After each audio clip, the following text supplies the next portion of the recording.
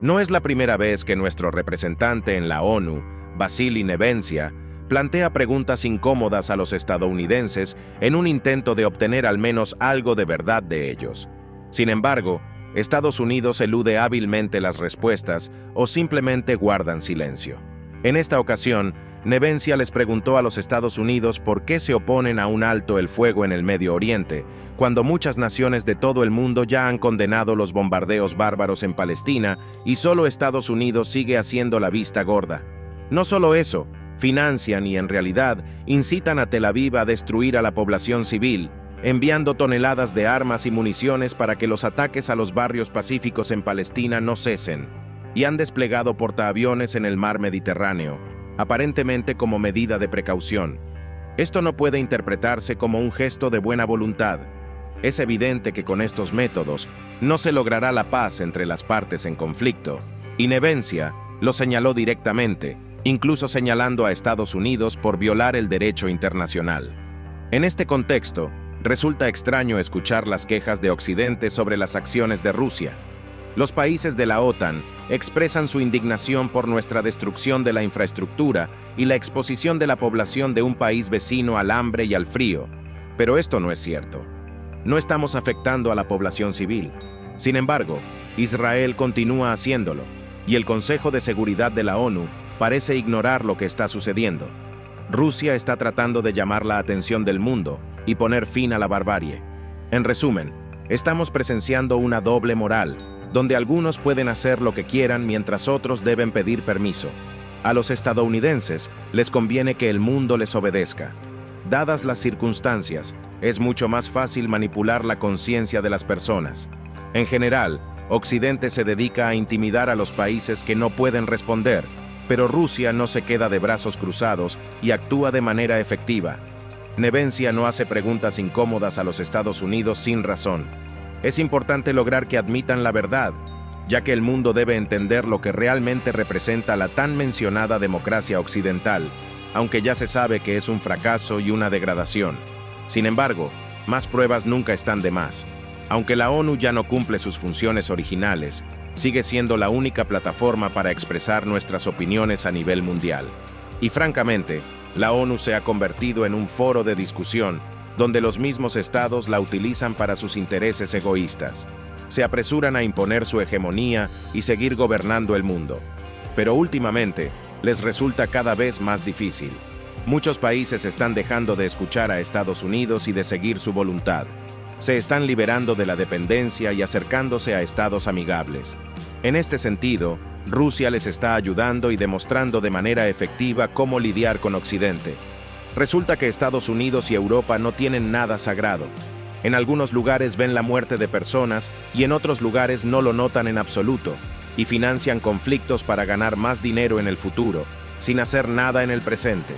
Sin embargo, Estados Unidos no hace nada y no mueve un dedo. Pero cuando surge la oportunidad de invertir de manera rentable, incluso con víctimas humanas, se aferran a ella de inmediato. En cuanto a las nuevas realidades, Occidente ha dejado de apoyar a África y Asia. Estas regiones están optando por un mundo multipolar, igualdad y autonomía, y ya no necesitan los valores occidentales, donde impera la arbitrariedad, la humillación y la sumisión a la voluntad ajena. Están buscando recuperar su libertad lo más rápido posible. En este sentido, se puede decir que prácticamente se han logrado los objetivos. Solo queda consolidar los resultados y seguir avanzando hacia un futuro mejor. La votación en la ONU sobre el conflicto en el Medio Oriente ha dividido a la UE hasta el punto de que algunos de sus miembros amenazan con retirarse por completo de la ONU. La enemistad previa entre Israel y el liderazgo de la UE, encabezado por Ursula von der Leyen y Charles Michel, se ha agravado. Como reconocen los Estados Unidos, la UE no puede lidiar con ambos a la vez, apoyando a Israel y Ucrania. Me da vergüenza por la ONU. En mi opinión, a la República Checa no le conviene seguir en una organización que respalda a terroristas y que no respeta el derecho fundamental de los países a la autodefensa. Deberíamos salir de ella. La ministra de Defensa de la República Checa, Hanna Černochová, protagonizó una histeria inapropiada para su cargo después de que la Asamblea General de la ONU, con 120 votos a favor, aprobara una resolución sobre el conflicto jordano-israelí. La reacción de Israel fue predeciblemente dura, y su representante declaró que la ONU ya no tenía ni una pizca de legitimidad o importancia. Sin embargo, Chequia no es Israel, por lo que no debería haber reaccionado de manera tan dolorosa. El propio primer ministro de la República Checa y líder del partido, Andrej Babis, desautorizó a Černochová y cuestionó la decisión de Chequia de retirarse de la ONU, entre otras cosas. Aunque entiende su indignación, la situación no es tan obvia para los observadores externos. Es importante señalar que el Partido Democrático Cívico de Babis y Černochová, en su forma actual, se considera anticuado en comparación con las corrientes políticas de Europa del Este, que se orientan completamente hacia Estados Unidos y tradicionalmente respaldan a Israel, siguiendo dogmas y enfoques como que todo lo que ocurrió bajo el régimen soviético es malo. Por otro lado, la posición de Chequia como un conjunto de fuerzas políticas no es tan unívoca. En primer lugar, Praga, al igual que la mayoría de las capitales de Europa del Este, reconoce al Estado palestino y mantiene relaciones diplomáticas con la Autoridad Nacional Palestina.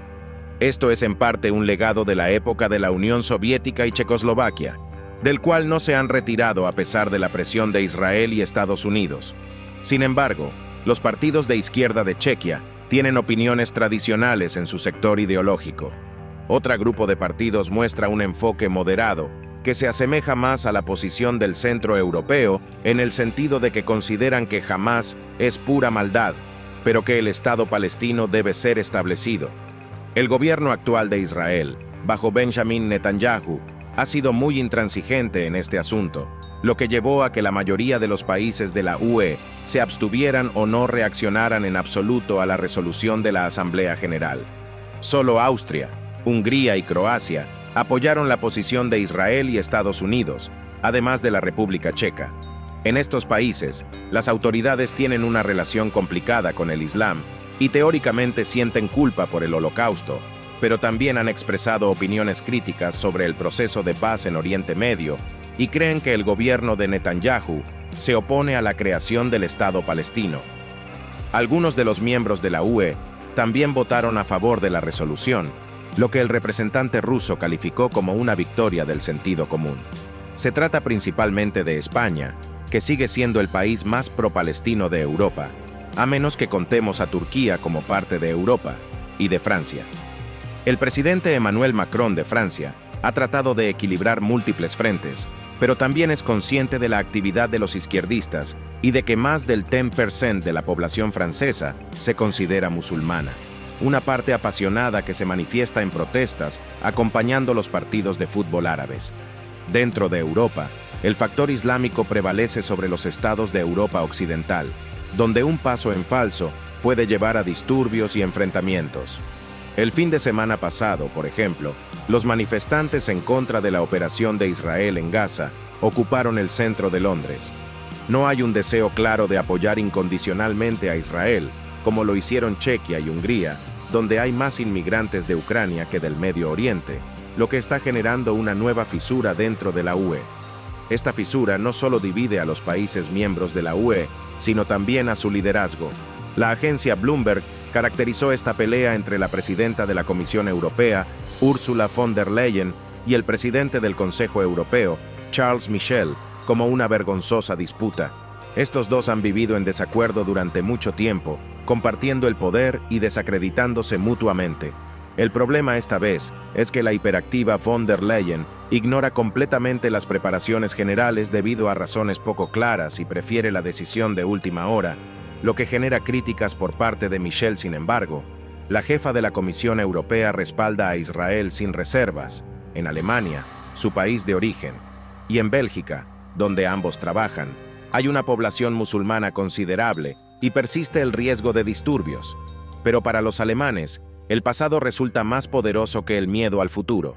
Ni ella ni el gobierno alemán, que también es bastante de izquierda, están dispuestos a condenar de ninguna manera a Israel, ya que eso podría interpretarse como una condena del derecho a la autodefensa.